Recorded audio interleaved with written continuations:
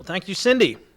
So today I'm going to talk to you about not my organization or what I do at Drexel, but more about all these different ideas together and how they affect everybody in this room in Upper Dublin Township and just Pennsylvania. We're going to talk about ways to be more than green, not just having plants, but specifically ways that you can create healthier ecosystems in your own backyards. It's a lot of things that are going on, and everything we do has some sort of an impact. So one of the questions I get asked is, why should I care? Why should I care about healthier ecosystems? I mean, yeah, I hear that's important, but, why does it really matter? Well, what we do in our yards, it really matters. And I like to think of this like a snow globe because nothing really goes away. It just gets moved around. I mean, anything that's in there, whatever you pour into your yard, that goes into the water, which goes back into you eventually and goes all over the place. So it's good to remember that it's a closed system. It is really all connected. And I know that sounds cliche, but it's absolutely true, and we're seeing this more and more all the time. So hopefully we'll give you some positive things you can take away, things that you could make better decisions, things that might help in a number of ways. And it's how it benefits you as well. This isn't just saying you should care about what this does to other things. We're going to talk about how you benefit from having insects around. That seems counterintuitive. A lot of people say, wait a minute, aren't we just supposed to get rid of insects? But, there are actually a lot of reasons why it's extremely beneficial to have insects around. We'll talk about how, as you've probably heard before, how important native plants are. I'll just give you my perspective on that. And then we'll talk about landscaping in a sustainable way, some things that we can do that are beyond just the plants we have, beyond just the ways we attract pollinators, other things that are going on that are very important as well.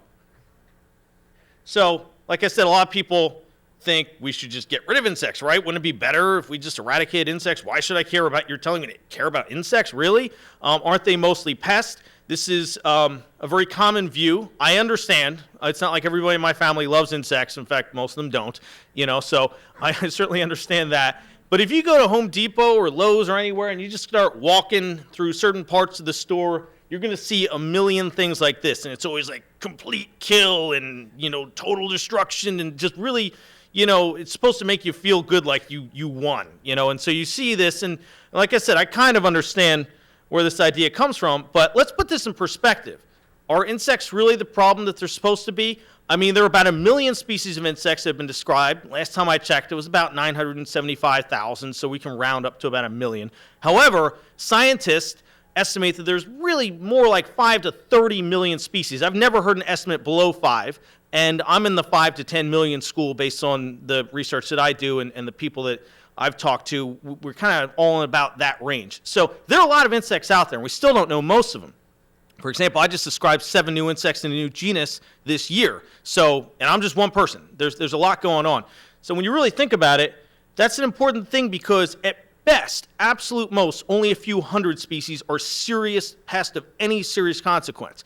And therefore, if you want to do the math on that, you can say, that's right, over 99.97% at least of insects are not pests. Okay, so insects aren't really a problem overwhelmingly. There are certain ones, sure, we want to target those, but they are definitely the exceptions. Very, very, very, very small exceptions.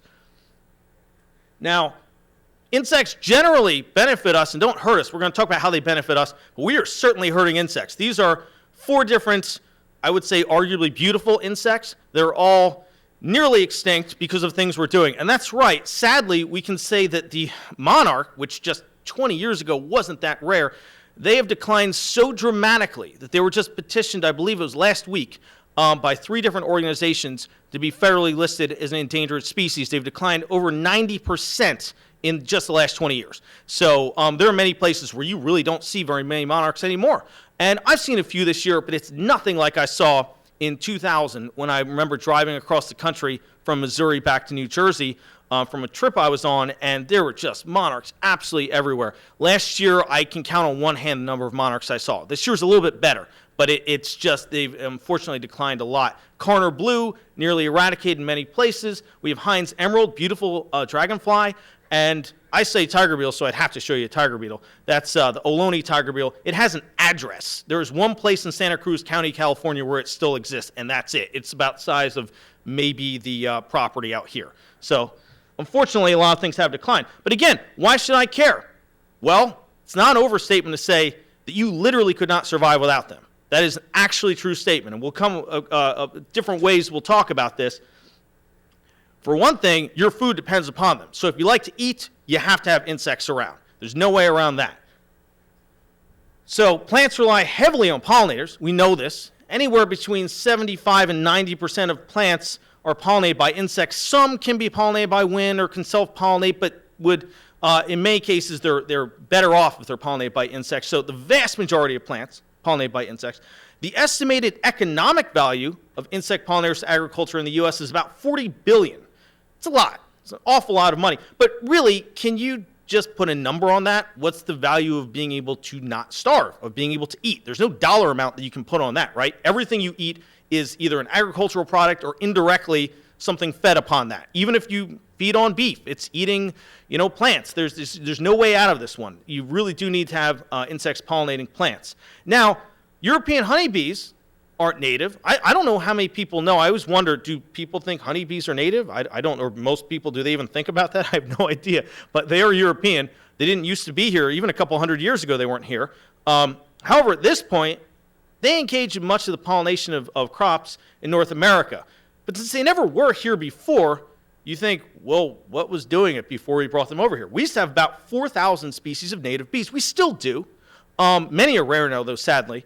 Now, you may have heard that honeybees are declining dramatically, really bad. 2006, 2007, we lost about a third of all honeybee colonies in the United States in about a one-year period, which is crazy. Anybody know why? Anybody heard anything about why that's happening? Colony collapse disorder is the name for the phenomena. But does anybody know there's at least 3 major causes and about 5 or 6 that regularly implicated? Yeah. Nicotinoid pesticides are definitely one of the 3 biggest causes. Even when it doesn't kill them outright, because sometimes you'll hear, oh, but it doesn't kill them. We did studies of toxicology and they didn't die.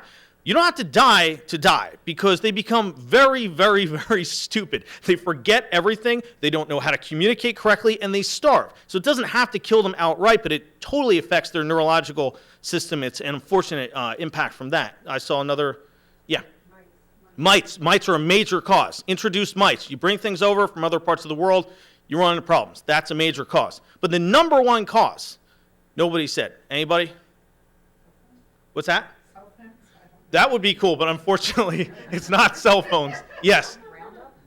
Roundup is another. Pesticides in general are hurting them, and Roundup indirectly is causing major decline. But it's actually starvation. That's right. That seems crazy, right? You say, starvation? Really? We have giant swaths of land where we grow one plant. Now, if you ate nothing but like saltine crackers your entire life and you never ate another day in your life, would you really be very healthy? Probably not. Could you even survive? Maybe not. So, unfortunately, there'll be areas where there's giant almond groves in California, and all they have is that. That's the only thing they can eat. And so they are starving in spite of having all these plants around them, because naturally, never at any point in the Earth's history did you have giant monocultures like we have now. It's good to have a diversity of plants, especially plants that are co-adapted to a particular area of the world. So it really does matter, that there has to be a diversity of plants out there. But unfortunately, that is happening. Now, that said, there are native species of pollinators. Here's a couple. We see an azalea bee here, and we see a metallic green bee. Both of these are found in our area in Pennsylvania. In fact, I saw some metallic green bees today on an entomology field trip. And, so one of the questions I get asked is, without honeybees, could we survive? If they're declining so rapidly and we're losing so many, what are we going to do? Could we survive? Again, we did. We always did before they were here.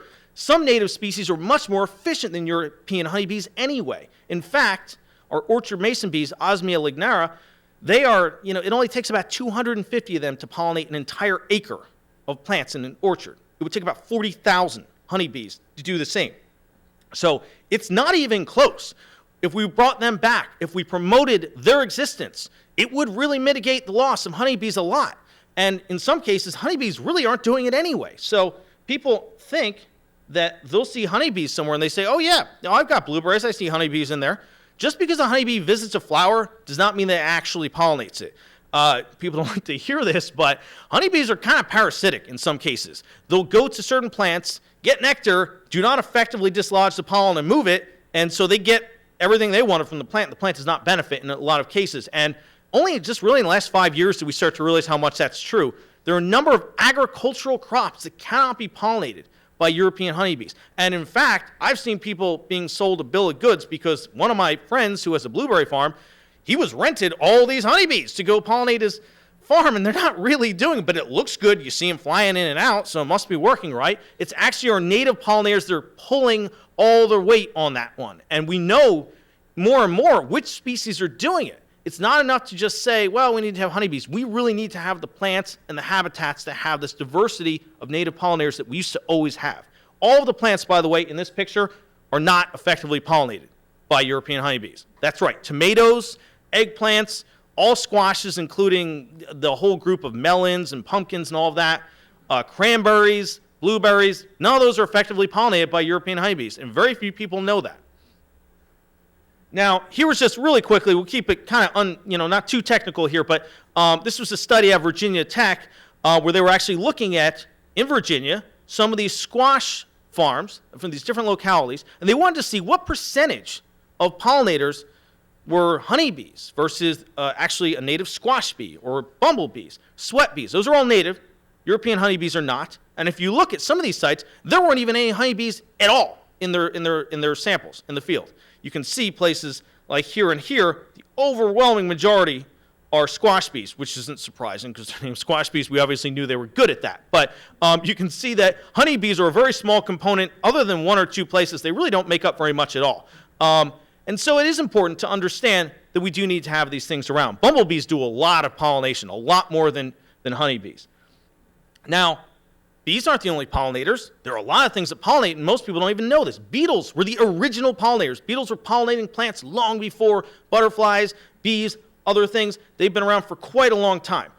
We have 300-million-year-old beetles that have been doing some of these things. Now, here's a little smattering of different beetles that visit flowers. I would argue some of them are beautiful, but I study beetles, so I don't know if I'm normal, but I know I'm not. But I do think that some of them are really beautiful, and you can see some of those there. Actually, I got to see the one in the corner, the locust borer. I got to see a bunch of them today. If you go outside, especially if there's goldenrod around, they are on goldenrod now. This is the time of year if you want to see them. A lot of people think they're wasps because they kind of look like wasps. Flies, many flies are pollinators. Other things like, wasps too. Moths, quite a number of moths are pollinators. Some do it at night, some do it during the day. Depends on what kind of flowers we're talking about. And of course, butterflies. Many types of butterflies are in fact pollinators. So obviously, we care about eating and agriculture, being able to survive that way. That's obviously important.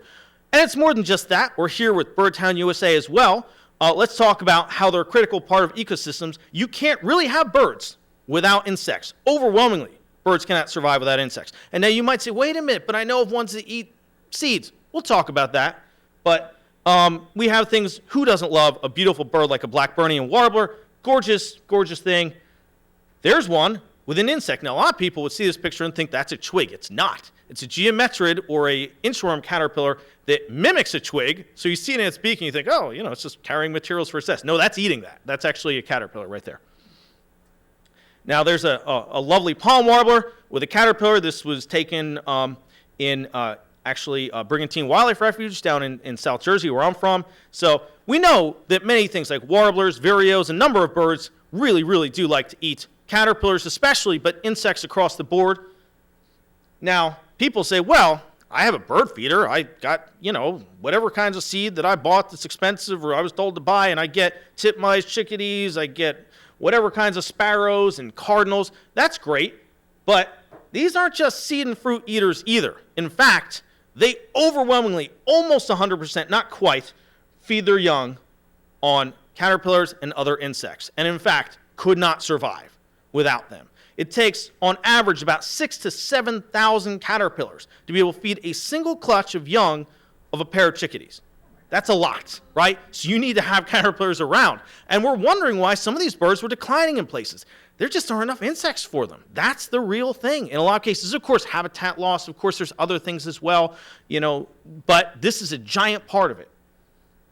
Now, here's another thing. Again, how does this benefit you? Well, if you like to eat, if you like to have an economy in your country, if you like to have birds around to look at, well, do you like getting bit by mosquitoes? Probably not. or other types of biting flies, horse flies, deer flies. Well, there are a lot of insects that eat pests. Remember, over 99.97% of insects are not pests. A lot of them are things that eat pests. Now, here's a picture of an eastern pond hawk. It's a very common dragonfly in our area. And if you look at what it's got there, that is a deer fly, or it's a type of biting fly. Some people, it's a type of horse fly. I don't know what people call them different names. My father used to call them strawberry flies. Locally, it really changes a lot. They're officially deer flies, but one way or another, they bite you. And these guys eat them. Now, dragonflies are predators of various flying insects. They're not going to just eat them. I'm not going to pretend they're just going to eat them. Sure, they'll eat other flying insects, sometimes pests, sometimes not, sometimes even smaller dragonflies. But what's really great about them is they hunt their entire active life in both their adult and immature stages, and they can live for months to years, over half a decade in some cases. Now, what's interesting is we now know recently that they are probably the most efficient predators ever studied. Recent study out of Harvard said over 95% of the time they go out after something, they catch it. Sharks are about half that. So this is a really, really efficient thing. They eat a lot of insects. Let's come back to that. But for right now, I want to put this in perspective. Let's compare this against something that millions of people use to control mosquitoes and other biting flies, bug zappers. And if you have one, you don't have to say anything, okay? But bug zappers are electrical devices that we sell about 1 to 2 million every year. I've seen different estimates to apparently, we think they're controlling biting flies.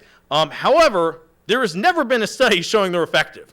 And in fact, if you're an entomologist, you would know right off the bat they couldn't be effective because the very mechanism doesn't make sense. That if you're putting UV light out there, that will work against something that's attracted to UV light. Biting insects aren't attracted to UV light, so there's no way it would make sense. It doesn't even remotely make any sense. But it kills a lot of stuff, and you hear bzz, bzz, so you must be doing something, right?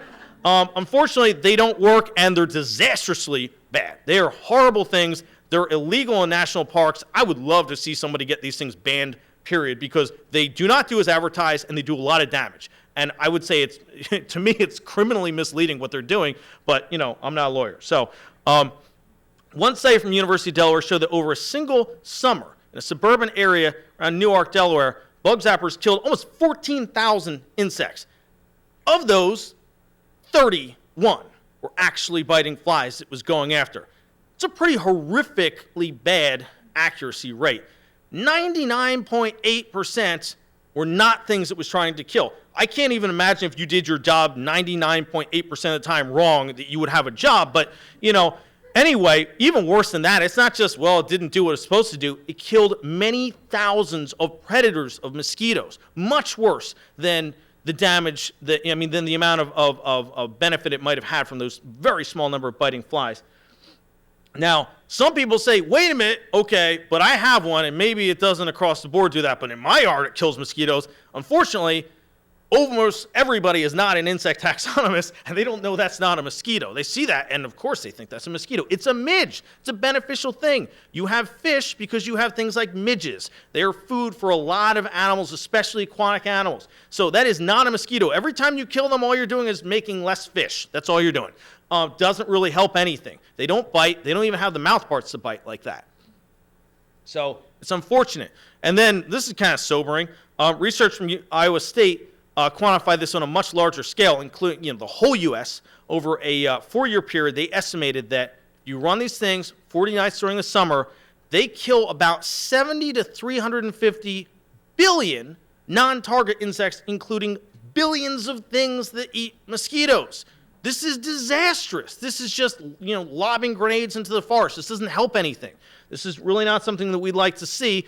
But not surprisingly, that's not helping us. It's quite definitely hurting us. Researchers at the University of Guelph found that backyards with bug zappers actually have more mosquitoes than those without. Obviously, that's going to be true given what I just told you, right? All those other studies, it's a logical extension of that. If you kill thousands of things that eat mosquitoes and you don't kill mosquitoes, how could you have less mosquitoes? You will, of course, have more mosquitoes. So this is a really important thing. When we indiscriminately kill insects, we hurt ourselves. Anything that's just broad spectrum, I don't want to think about it, just kill stuff, it'll get sorted out, isn't going to help you. It hurts you. There are many other studies I could cite here, including ones looking at malaria vectors. None of it's good. Bug zappers are not helping us. We should not randomly kill things. So, okay, now let's take this back and say, all right, we have a little bit of background with what bug zappers do. let's put that in perspective here with, again, these dragonflies. Well, how much do dragonflies actually eat? You'll hear numbers all the time just made up on the internet. I mean, my job is to sort through urban legends and stuff like that. And I've heard, oh, did you know that, purple martins will eat 2 times their body weight, or just random numbers. I've heard all kinds of different numbers. Bats eat X number, but most of these things never have a citation. Well, I actually went through a literature to try to find hard numbers on this because there's a lot of stuff that goes around, and I wanted to see. One Japanese study demonstrated that adults of a number of species can actually eat about 10% of their body weight per day, not their whole body weight per day. A number of experts say close to 50% in many cases, but most conservative, at least 10%, which is a lot, when you think about it. And they may actually be able to hunt more than one prey item per minute. And that's going on for a whole 8-10 hours on a sunny day here. And that was research out of Rutgers. Now, this I found to be very interesting. I still was hungry for some kind of big numbers here. I wanted to see what was out there. And unfortunately, a lot of literature on dragonflies was done in Japan, and I don't read Japanese. However, I did get some translated. And I found that a really interesting study found that in this one field, just one rice field in Japan, they estimated there to be about 30,000 to 50,000 nymphs, the immatures of this one dragonfly, in just a quarter acre. And when they started dissecting them, they found that almost 100% of them had eaten Anopheles mosquitoes, which incidentally is a malaria vectoring mosquito. And so if you do the math on this, we won't get through all the equations, but it's actually quite conservative to say that they could eat up to several million mosquitoes per acre. That's not trivial. We're not talking hundreds. We're not talking thousands. And that's per acre. And if you think about that and you try to write that a little bit larger, you get an idea of how important this really is. So I started doing some back-of-the-envelope numbers here, and it's really obvious that it's not a comparison between dragonflies and bug zappers. Very simply, you can say the dragonflies in one small pond will kill more mosquitoes than all the bug zappers in the entire state of Pennsylvania in an entire year, okay? This is not really something that, we want to be doing, having bug zappers out there. They're doing nothing, costing us money, harming ourselves, when we could be promoting healthier ecosystems, having healthy ponds that allow dragonflies to breed and eat things for real, actually. So that's an important thing to think about. Okay, so people say, what can I do to promote beneficial insects? There are things you could do. Obviously, there's no way around it, no matter how much people don't like to hear it. When you use pesticides don't care. They kill things. If it kills insects, it generally kills virtually all insects. If they're actually a biopesticide and they're targeted, like milky spore, which will really only go after certain types of grubs, then that's not true. But most pesticides are broad spectrum. They kill anything they come in contact with and can have residual kill for quite a while in some cases. So when you use them, you get rid of the things that we want around. And many, many, many, many, many studies, I don't have time to cite them all, show that the more you use pesticides, the worse a lot of pests get. And there's so many reasons why that's true. But we like I want to kill it now. I want to hit the button. And we're not helping ourselves by being, impulsive and not thinking this through. It's not to your benefit to just randomly use pesticides. I'm appalled by the stuff that you'll find at box stores where it's like, spray your whole yard with this, it'll kill everything. That's great. That's wonderful. And that's why we have increasing numbers of certain pests, because of this indiscriminate killing that kills more of the things we want, and now there's nothing to stop the things we don't want. So unfortunately, but that makes them money, so they're not going to stop doing it. This is a beautiful, beautiful mantis fly. It's not a mantis. A lot of people think that would be a praying mantis of some sort. It's actually closely related to those green lacewings you see in the summer, which you can probably tell. But it's kind of cool because they actually do hunt like a mantis.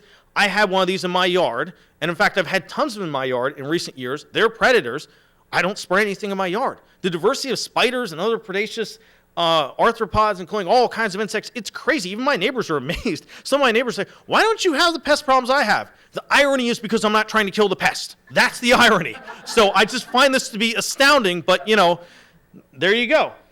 Now, one thing, of course, use native plants whenever possible, because most insects, 90% of insects, can really only feed on a couple of types of plants, usually just a few.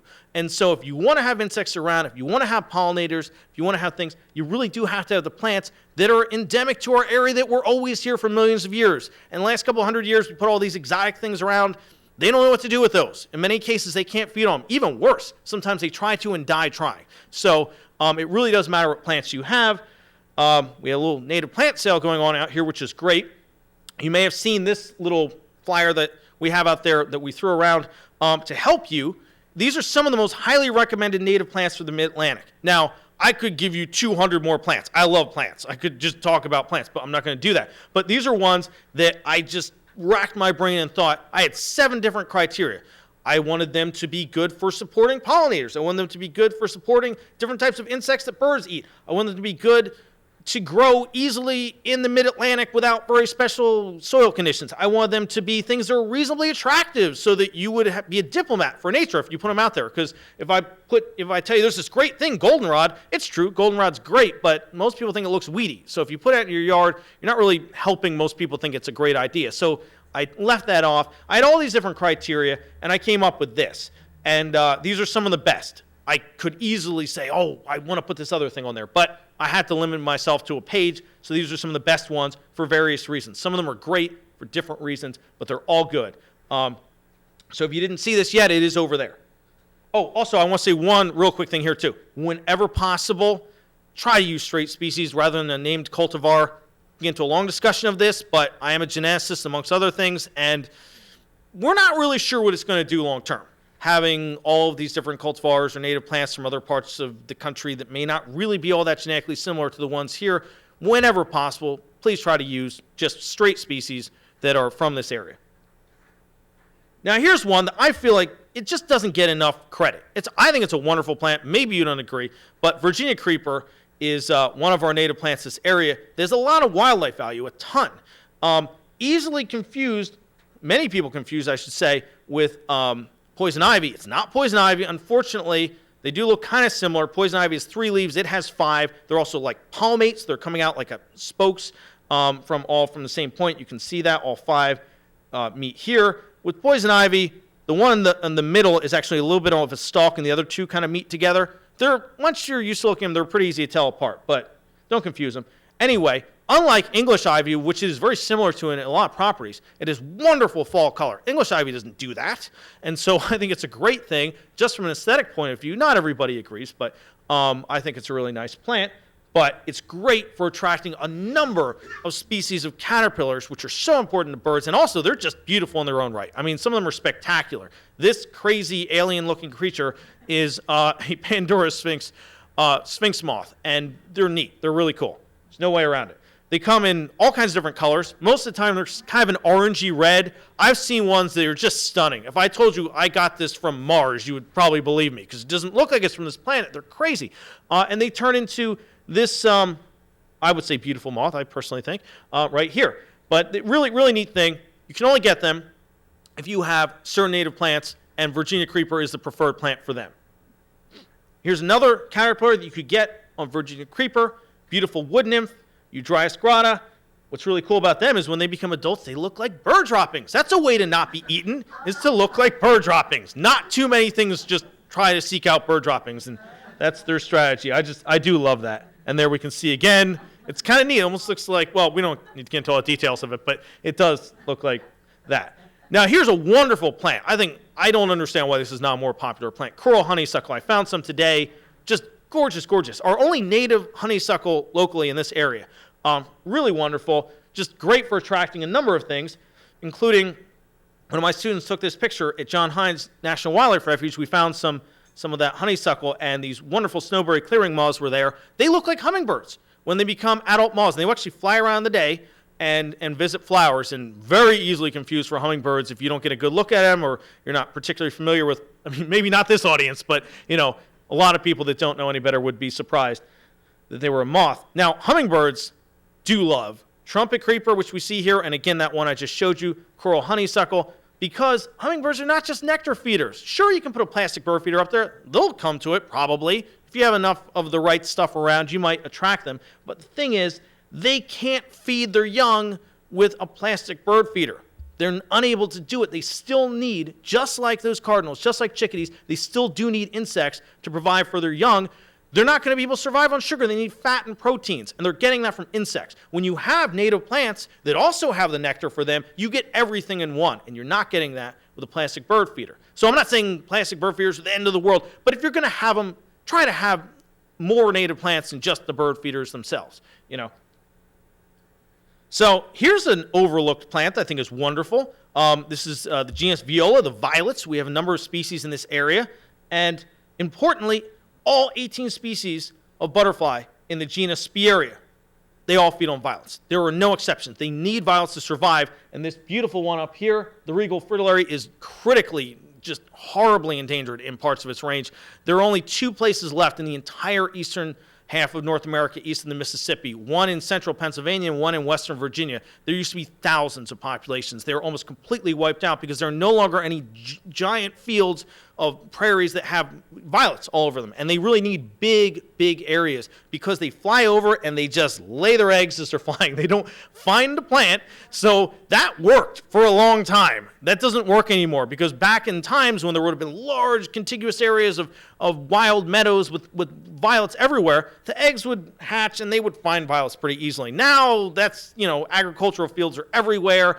Violets, who knows what's going to be the next year because of land use practices, and it's just not going well for them. So they've dramatically declined, unfortunately. But if you have violets and you had enough of them, and everybody had violets, maybe we get some back now. They're unfortunately all the species of Spieria except for one, pretty rare now. Now, how do I promote native pollinators? Well, again, not to beat a dead horse here, but don't use pesticides. But there's other ways that you can promote their success. Now, this surprises people because most people think that honeybees are typical for bees. They're weird in all kinds of ways. They're very unusual.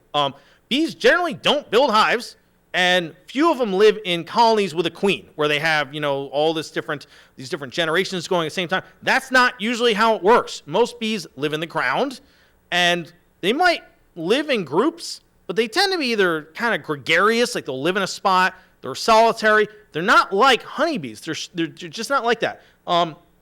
Other ones will build mud structures, but they still need bare ground because they need to go down and get it and then put it into their structures that they're going to build into trees or other places. And so, quite frankly, without bare ground, bees go away. And everything looks like that. We don't have bees. This is another reason why pollinators are going away. Again, this isn't a honeybee thing, but this is our native pollinators, many of which are rare.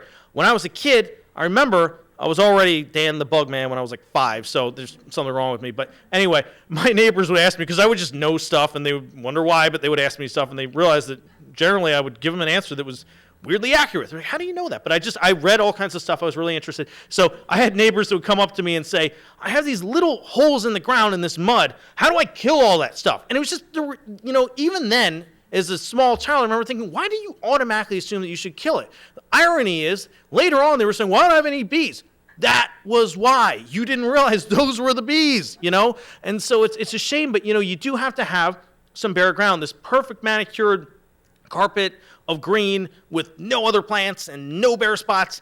A lot of people think that looks nice, but we're not going to be able to survive that way if that's all we have. We do have to have some places for other things to live as well. You could put in a discrete spot in certain parts of your yard, something like this, but it's just, no matter how you look at it, we're going to have to think about ways to get creative here because without bare ground, we don't have bees. So now one thing you can do, some bees do like to nest in trees. They still need ground to get, the stuff to be able to make their mud, but you can see mason bees like to live in trees, and you can actually buy houses to promote them, and if you don't like to buy them, you can make them yourself. There's a lot of plans online to construct your own mason bee homes, and I actually just got one myself, and it's really great. And if you want to get the bees, there are people that sell them to you, and most of the people that do it are really, really conscientious, or at least some of them, I should say, where they will only sell you bees from your area, not ones from like Oregon. They'll sell you bees from the eastern United States to put in your houses. So these are great. Like I said, 250 of them do what it would take 40,000 honeybees to do. Now, last thing I want to talk to you about is landscaping in a sustainable way, beyond what we just talked about. So, people ask me, what about lawns? You don't seem to like lawns. Sorry. But, when you cut the lawn, I get it. We have lawns. I have a lawn. I moved into a house, had a lawn. What was I going to do, right? So, you have a lawn. You have to cut the lawn. When you do it, doesn't matter if you bag your clippings or if you just mulch it into the lawn. And if it does, why? What's the big deal? Well, it actually does matter quite a lot. Single half-acre lawn produces about 260 bags or 3 tons of grass every year. That's one single half-acre lawn.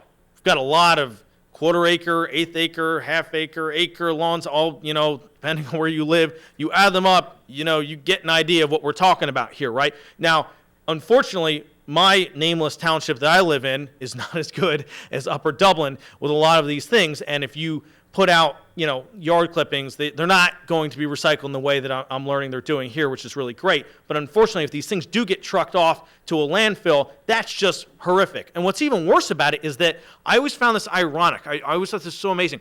We're spending all this effort to remove all this stuff, and then we spend all this effort to bring in chemical fertilizers to put back what we just took away. It's like crazy, because that's what you're doing. The reason you have to put that fertilizer in there is because you keep removing all these nutrients. We got to put them back somehow. So then we bring in fertilizer, which is made through various processes that are unsavory in general, and now we're putting that there. But if only you just were able to mulch it back into the lawn. I do this. It doesn't look that different than my neighbors. My neighbors don't know that I do this. And they say, oh, your lawn looks pretty good. I'm thinking, I have sprayed nothing. I use no pesticides, no herbicides. I don't bag anything.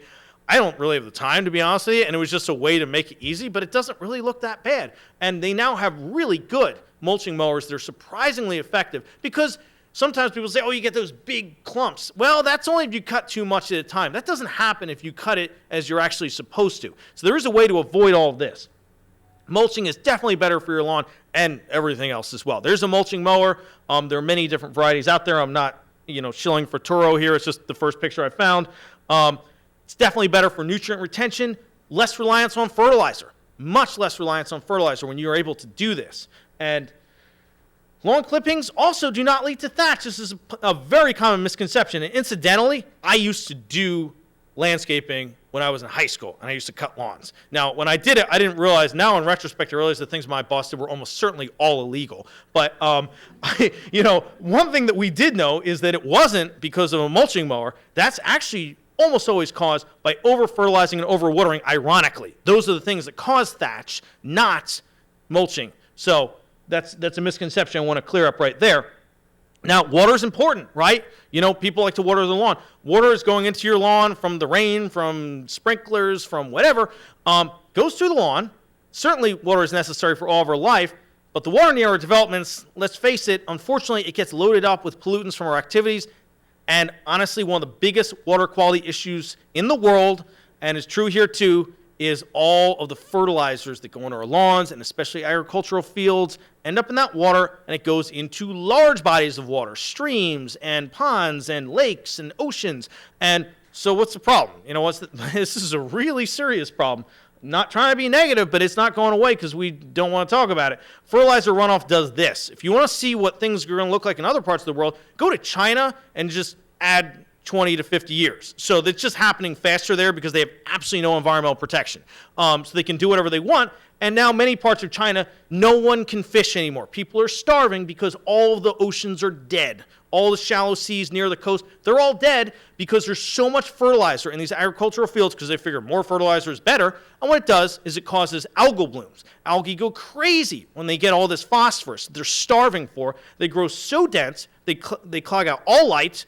As they decay, they suck out oxygen out of the water. It's just horrible. It's really a bad thing. This happens because of fertilizers. So I'm just trying to tell you the fewer fertilizers you need to use, the better you are, honestly, for all of us. Because, again, it's a snow globe. That water is coming back. All that water is going back into things that you're going to use later as well. So it is important.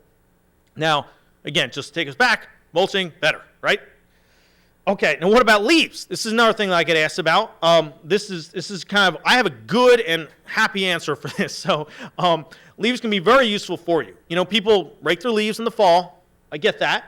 One thing you do, some people I know have these mechanical leaf shredders, and they can turn it into a much finer grained material, which decomposes much faster, can be used as a mulch, or, as I've now learned, Upper Dublin Township, actually, when they collect your leaves, they do shred them along with other yard clippings and will create a free mulch for you. Rather than going out and buying these mulches that are made from more deforestation and hardwoods that they shred up, you can actually just take the stuff you were getting rid of anyway. Again, how much smarter and cheaper and more logical is it to use the stuff that you were trying to get rid of rather than getting it from somewhere else? It's just common sense too. So this is a great thing. Like I said, if anybody's interested, it is possible for you to go pick it up at no cost to yourself. and they will provide you with this. Now, it can look really nice. Here is some landscaping that was done with leaf mulch. It was decomposed to the point of which it becomes leaf mold. It becomes very, very fine, and it's used as exactly what you use a mulch for, around plants, prevent some weeds there, and you can do this much more cheaply and sustainably. Now, one thing is I would like to see, and I'm not hearing about this much, but then again, I'm an entomologist and most people aren't, is I would like to see a little bit thicker leaf mulch around the base of trees, and I'll tell you why. And you could make it nice and clean. You could do like Christmas tree skirt type style, or even line stones around it. But you'll see people do this with like the mulch that they buy, but it would be really great if this was done with leaf litter in some cases. And I couldn't find a good picture, although I have seen some attractive ones done. But the problem is this. When you have trees and there's no leaf litter underneath them, it causes problems. It actually really causes problems, because without leaf litter, many thousands of species of butterflies and moths, the things that are being eaten by the birds, the things that are pollinating a lot of our flowers, including agricultural crops, they're going away. Why? If you look at the trees in this picture, a lot of these trees can support many species of caterpillars. But sadly, many of them really don't, and there's nothing wrong. It's not because they're spraying these trees. It's because of something that happens I see every single year. Naturally, there would never be grass all the way up around the base of trees like this. There was no raking going on in the forest. Leaves fall to the ground. That's natural. Lots of things live in the leaves. Problem is this. Here's this coropium moth caterpillar. I see this. I saw it today. What happens is, let's say you have a tree that this coropium moth likes. The female comes in and says, oh, good tree. I'm going to lay some eggs on this. Caterpillars start to feed on it. When they're ready to do the next stage, where they're going to turn into a cocoon, they come down from the tree. Normally, there will be leaves at the base of a tree. That's just naturally the way it's always been for billions of years, or millions of years. They would come down to the base. They would do that. They hide in the leaf litter. They turn into a cocoon, and that's what happens. They don't find it now. If they get to the base and it's just grass right up to it, they're going to keep wandering. They wander until they get into parking lots. They wander until they get into places where they get hit by cars. I see it all the time this time of year, because so many of them are really looking for leaf litter, but everything's pulled away. There's nothing for them to find, so unfortunately they wander into roads. Now, however, if we don't have to take out all these trees and put in new trees. Many of these trees are good. If we could just leave some leaf litter around them, we would have all these species. All these things are all things that absolutely critically need leaf litter, or they cannot survive. Without it, you can have all the right plants. You can stop using pesticides. They're still not going to survive without leaf litter. So it is good to have it. Like I said, you can use mulch from leaf litter and maybe consider leaving some around. Here's a picture. It could be done a little nicer than this. You can get creative, just like you could see any picture of someone's lawn or landscaping, and you could think of ways that you might do it differently. But having these areas around trees where leaves collect is a really great thing for so many species of butterflies and moths.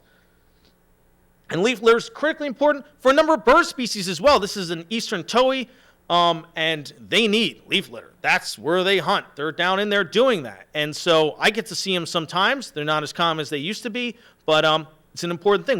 If you have a manicured, perfect, no leaf, landscape, you don't have these. They go away. It's a really nice bird. Common yellowthroat, another one. They really do need to get into the understory in places where there's some shade, where there's some leaf litter. There are many birds. I'm just showing you a couple. So, and the last thing I want to talk to you about is something that is, again, often overlooked. So I'm just trying to give you information that maybe you didn't know about. People say, what about wood piles and dead trees? I mean, shouldn't we get rid of those on those places where things live that we don't want to be around? Rats, mice, cockroaches, whatever. That's a reasonable thing that many people think. That's not actually the case. And quite frankly, once again, without wood piles, we've got some serious problems. These are very important things. Quite the opposite is true, actually. So that is the habitat of rats.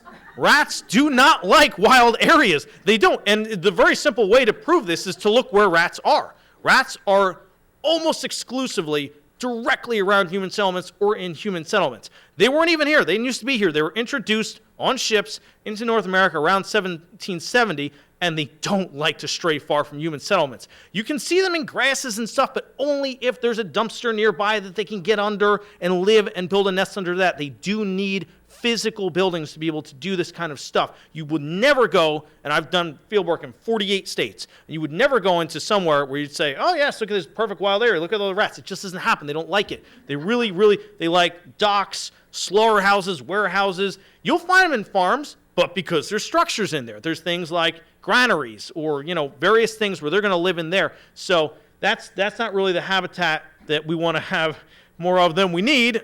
this is great habitat for rats, mice, and cockroaches. There's no question about that. I would expect to see all of them in this area. However, this is a great habitat for wildlife. So when we have things like this, many of the things also that eat rats, things that larger predators, they like these areas, and so this is a great thing to have around. Here you would get things like zebra swallowtails, indigo buntings, some wonderful things that are out there. So the very last thing I want to tell you is this. Without this recycling of nutrients, without having dead wood that turns back into soil, without this, you really can't have life. No life on Earth exists without recycling the nutrients we currently have in wood, in leaves, and other plant materials. And so these things, unsavory as they may be to some people, are what's keeping it going. They're even more important than a lot of the things that are pollinators, because you can't have flowers or any plants without the nutrients for them to grow in the first place. Fungi, worms, various decomposing millipedes, some little beetles. These are really important. You don't see them. They kind of do their thing. When you have leaf litter, they're there. You don't have to pay attention to them directly, but they're doing their thing. Here is a native beetle to our area, Allobates pennsylvanica. These guys really do a great job of decomposing wood that later becomes the soil of everything. Now, there was actually, because this is such a misunderstood concept, the Fish and Wildlife Service in a number of states out west, they started talking about this to raise awareness, and they're talking about doing this in the East now as well.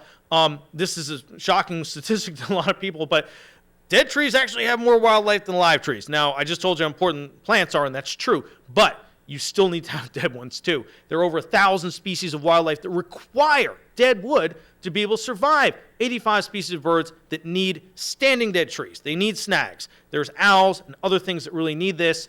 I like this little campaign here. Dead wood brings new life. But it's true. It really is. Brush piles are home for a lot of things, including things that eat mice and rats. They may be the only places for certain species to build nests. And then just one last thing on this I think is very interesting. Logs. If you're an entomologist, you love logs, because all you got to do is roll a log over, start pulling through a log, and you'll find all kinds of insects. They're able to sustain thousands of species of insects, including some that are keeping a lot of other pests at bay. This beetle right here, that is a beetle that eats southern pine beetle and a number of other major tree pests that are throughout this part of the country.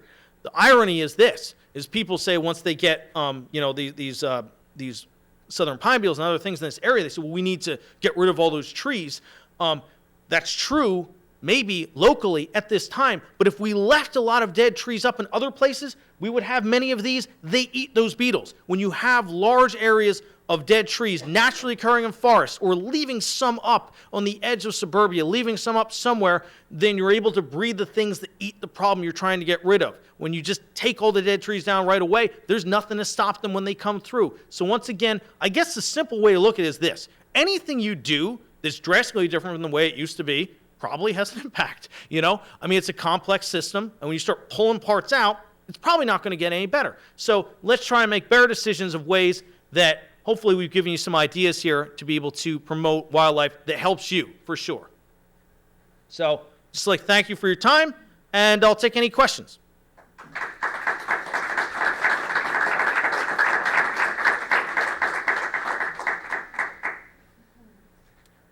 Steve. Hi. Great talk. Thanks, Dan. I'm running into a little problem that's happening in some of the bird towns. What's your feeling on the mosquito spraying? What are they spraying? Is it killing everything? It doesn't sound good. And what are the alternatives? In general, spraying is going to affect more of the mosquitoes. I don't know what it is here because it's different in different places. I know recently some of the stuff they were doing in Dallas-Fort Worth was quite frightening. I don't know what they're doing out here. Yeah, it's probably not going to long-term solve the problem. And, like I said before, you get a lot of mileage out of things like dragonflies. One thing I'm trying to do with my new organization is promote the awareness of these things, including, can we just use retention ponds? Can we use certain already existing water? Can we clean up that water, use plants in such a way that we would be able to promote dragonflies, which are going to eat a lot of these things to begin with, So, it's a complex thing. People want simple solutions, but we're going to have to get in there and start thinking about creative ways to deal with these problems. Yes? What about the Bacillus thuringiensis, like the dunks? How effective is that, or is that another dual edge to the sword? Okay, so I got asked, what about Bacillus thuringiensis? Actually, my master's, I looked at a lot of this, so it's interesting you asked that. So Bacillus thuringiensis is a naturally occurring soil bacteria.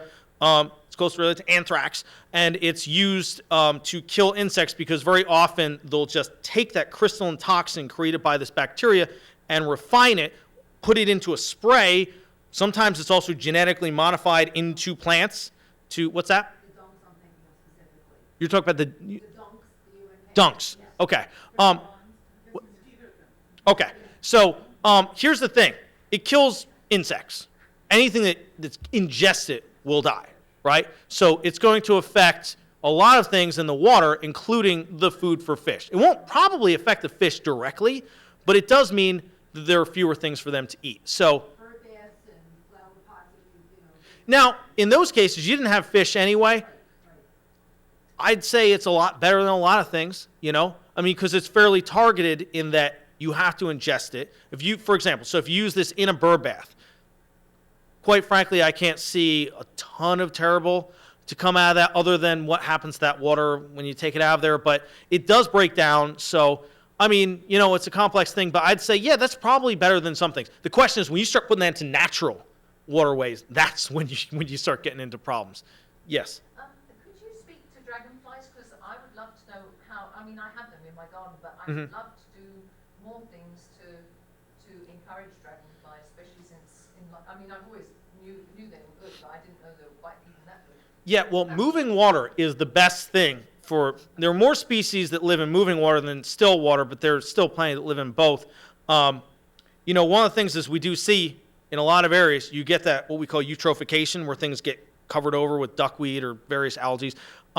That's generally not very good for dragonflies. So again, fertilizers are doing a lot of this. And unfortunately, there is one dragonfly that's really resistant to this.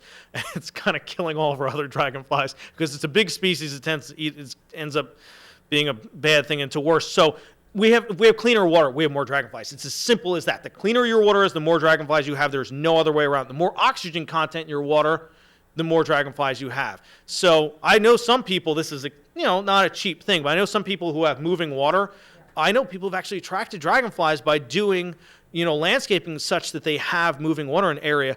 And it's funny that you asked because I'm actually doing research right now into trying to come up with ways in housing developments to make ponds that do this reasonably cheap. Because you'll see in housing developments a lot of times they'll have already existing water fountains. That's moving water. That's, if you can do that, the problem is usually the ones that have that have grass right up to the edge because they don't want any plants around. So it's like, you get part here, you get part here. If we could pull them together and have some plants along the edge, a couple perches in the thing for dragonflies because they need perches too.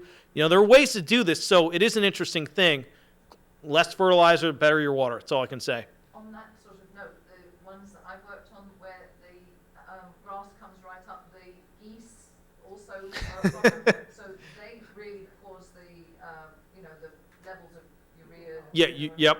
To go in. So A lot of nitrogen. by planting around it, you also stop the geese. Exactly. So I think you're onto There's a something. lot of benefits. And here's another reason why a lot of ponds don't have dragonflies. When you have no shade, you have no plants, it's hot. And when that water is hot, it's in the sun all the time, what happens to hot water? It loses its oxygen. Also, it's too hot for a lot of them to live in. So it's just the more shade, the more structure. And there's some beautiful ponds I have seen where people put wonderful things like swamp milkweed around the edge, which attracts butterflies already, especially monarchs. There's things that you can do. Actually, in that little guide that I gave you, there are a number of good plants in there that could be used near water.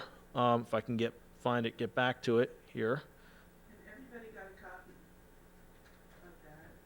Let me kind of point out a few of them real quick. So, swamp milkweed, great plant to put around the edge of water. Joe Pye, we can get kind of close to the edge of the water. Rose mallows definitely grow near water. By the way, that lovely big flowered tropical looking thing is a rose mallow. That's one of our only native hibiscus to this area. They're native to southeastern Pennsylvania and New Jersey. It's a really wonderful thing. I love it. Buttonbush is a great plant. It's insanely attractive to pollinators. Possibly the most attractive plant to pollinators I've ever seen is buttonbush, which is this one down here. It's got shiny leaves. It is available in horticultural trade pretty regularly because it does look nice.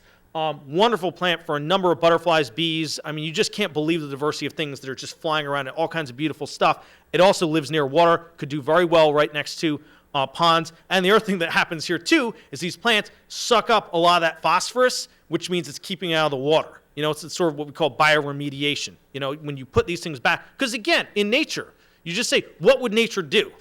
There wouldn't be no plants around the edge of water. That would never happen.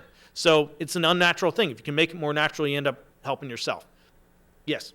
I have a question, if you know any towns or municipalities that have restricted the use of broad-spectrum pesticides, or is it mostly by educational programs? I would love to. So the question was, do you know of any towns or cities that have restricted the use of broad spectrum pesticides? Does anybody know? Leslie, it looks like you. Yes, when I was on EAC at Springfield Township, we looked into it because we realized that by using them on the children's playing fields around schools wasn't a great idea. And some of the dog walkers were realizing they had string cancers among the dogs on the streets, so they raised it. And we found out that Radnor had researched it and had a banned use of 2,4-D across the township. And it turns out there's several areas. There's the school districts and the playing fields around schools. There's parks and recs for the public recreation areas. And then there's the grounds or whatever, another part of the township that deals with, mowing outside the township parks or something.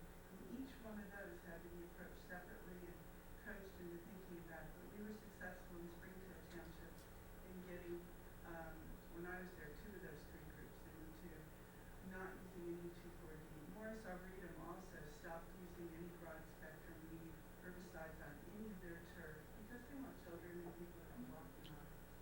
And thirdly, my dog walking friends have a rule of thumb. If there aren't weeds in the yard, don't take your dog there. Yeah, it's kind of interesting. So also, I just want to make a clarification too, because sometimes just it helps to think about this. Pesticides and herbicides, when we use those terms, we usually mean different things. Pesticides usually mean things that are used to kill animals, meaning insects usually, and herbicides are to kill plants. 2,4-D is a broad-spectrum herbicide, and so Leslie was saying that they got that banned. I don't know. What I would like to see is not just that, but especially some of these just massive broad-spectrum pesticides that people just spray all over the edge of anything they can. Because, again, I'm not saying these people are evil. They're well-meaning. They just don't know. They didn't go to my talk. They don't know this stuff, right? They don't think about it all day long like I do. But, I mean, but really, though, I think most people are just like, wait, what's the problem? I want to get rid of these things, right? And they don't know. I mean, there have been lawsuits. There have been major lawsuits. I think that's going to change a little bit because the spraying of pesticides is hurting a lot of industry. So we weren't having enough pollinators around. I know there was a case in Canada where some blueberry growing co-op sued an adjacent agricultural company that was spraying so many pesticides that they didn't have blueberry crops anymore because it was I think they used I'm not a lawyer, but I think they used a trespass argument that their chemicals were killing things in a way that it was encroaching into their land. They couldn't get pollinators anymore because of all the toxic stuff that was being sprayed to kill a few agricultural pests. So yeah, again, it's a snow globe, all kinds of cycling around. You don't get away from any of it. It just gets moved. So we can make better decisions. I don't know, other than what Leslie said, of any other township. I'd love to hear about it, but I don't know about it. So, who's actually banning this stuff? Yes.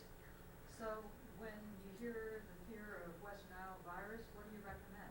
Well, the thing is, I like to, one of the things I do in one of my classes is put a lot of statistics into perspective. West Nile virus kills less people than rabid dogs, okay? So one of the things that I think people forget is like real risk. I mean, lightning strikes kill more people than West Nile virus. It's so blown out of proportion. As an entomologist, it blows my mind. I mean, people are so afraid. They would spend billions of dollars in carpet bomb an area to get rid of the West Nile virus. That's not really, most of the time, even a factor. Most people that get it don't even know they have it. It's so innocuous. Sure, it could kill you, but again, so could food poisoning, lightning strikes, all kinds of things that are, you can't live your life in fear that way. And at what cost is the question I would have is massive cost.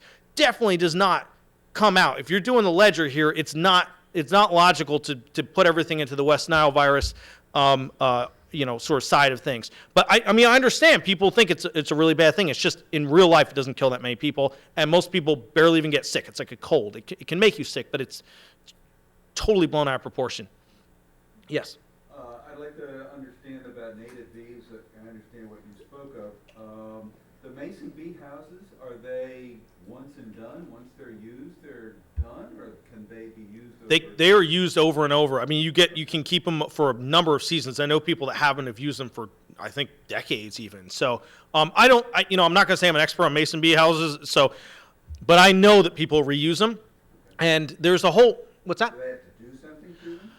Clean them out? Yeah, probably. I don't think it's a ton of maintenance, but I think you're supposed to do just a little bit. I wish I could tell you more about mason bees. I'm not an expert on them, really. You also said bare ground. I have really good ground. Everything grows. How do I get bare ground? Sure. Right. That's a good question. That is a really good question. I mean, one of the things is you'll find them along the edge of poor ground, and I guess, if you don't have that, may not be the end of the world. You could potentially clear a small area.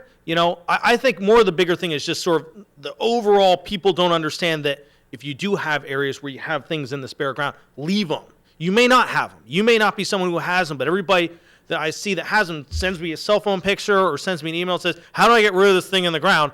And they don't realize there are things that are in their flowers. And so just being aware of that is a good thing. If you have them, great. Try to keep them. If you don't, and you have some place where you might get bare patches, consider it. If not, it's not the end of the world. Yes? These aren't insects, but is there any benefit to having voles and moles in your garden? So is there any benefit to having voles and moles in your garden?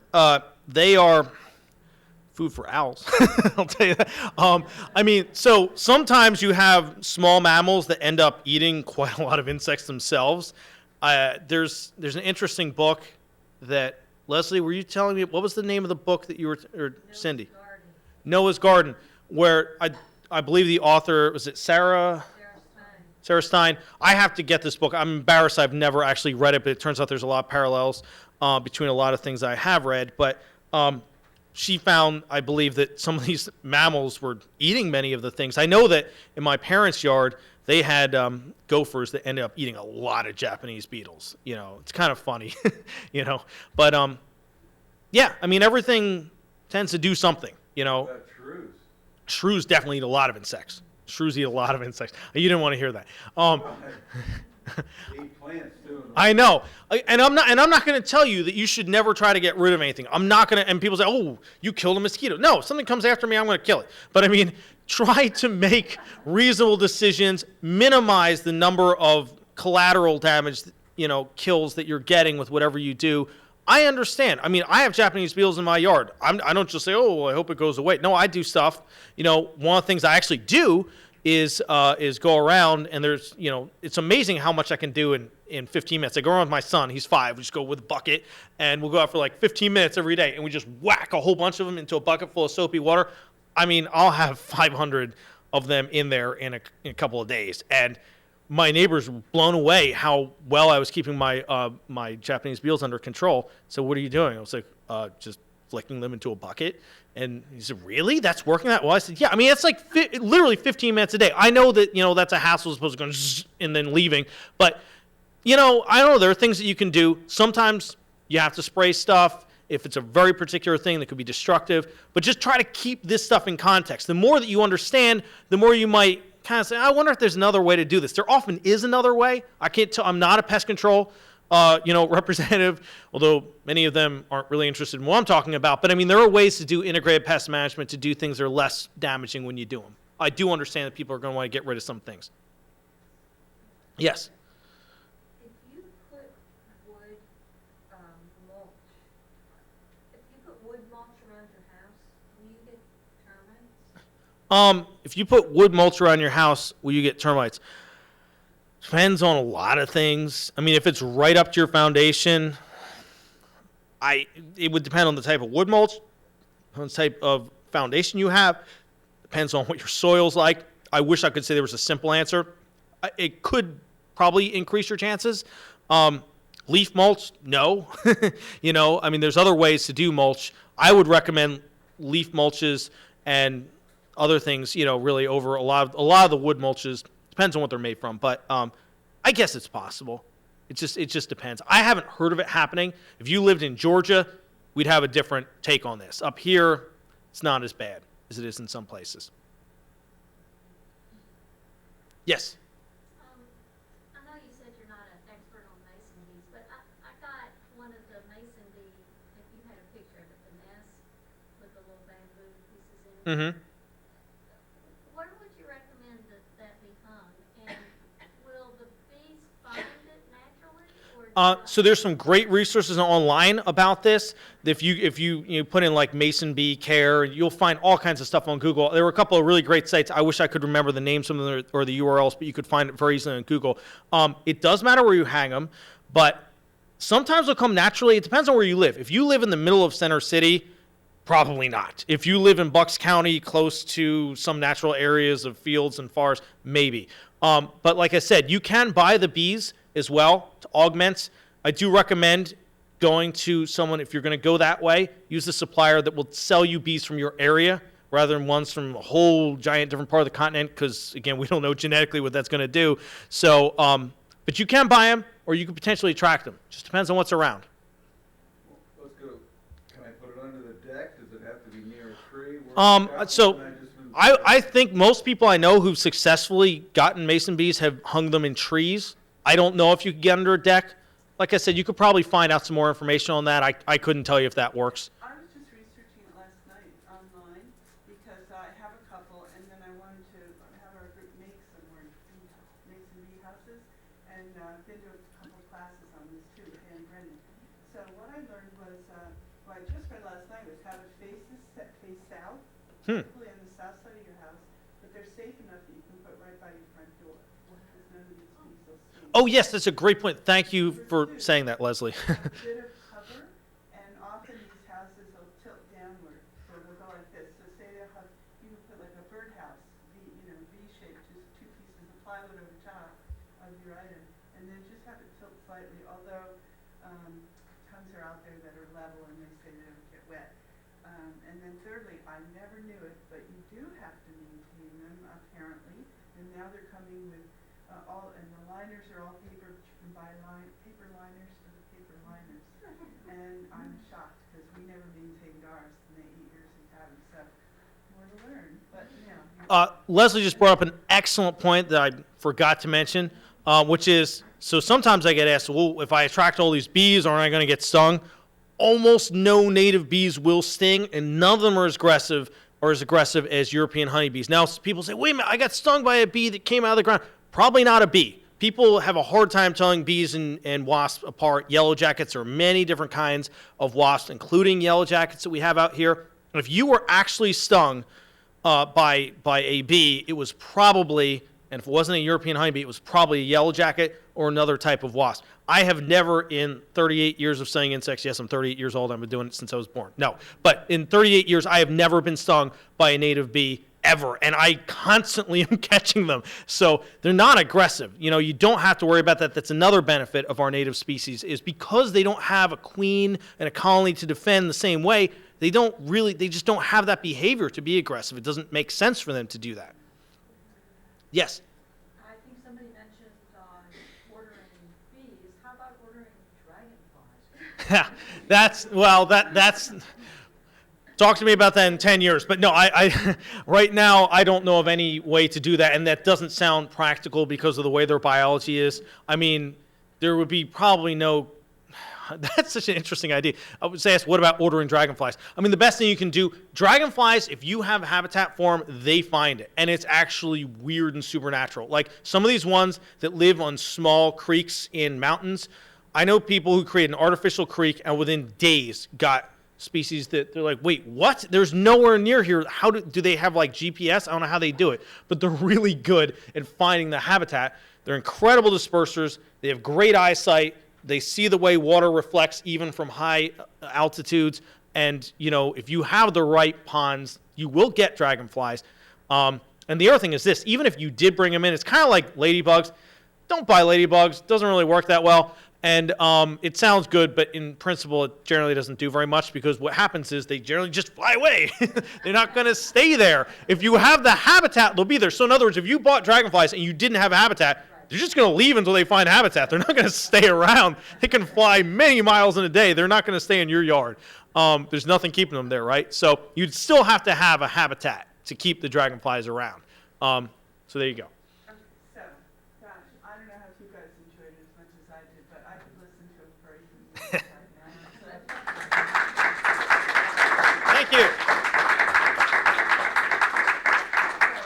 thank you all for coming, and thank you, Dan, for illuminating how we've succumbed to the marketing hype of pesticides when there's really no longer out there.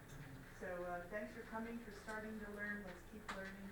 And we do have native plants for sale at a really good price. Please load up. There's some great buys out there. And you notice the mountain on his right-hand side, second down. We've got a lot of those. They're beautiful, gray grass. But all these plants are lovely, so please help yourself. And also, there's a way to contribute to Birdtown itself, and Cindy will give you a free native plant if you'll give her a contribution. So, One more plug for Farm and Garden. one more plug for Farm and Garden. We are going to have Dan back on October 22nd at Temple Ambler in the large learning center, holds 250 people. We're going to have all the undergraduates there and graduate students at the university, plus Wissahickon Valley Watersheds can tell their people about it. And you all are invited. It will not be the same topic. Dan is going to get away from this subject and go further into insects' role in ecology in general. So it's going to be even more academic for that group. But there's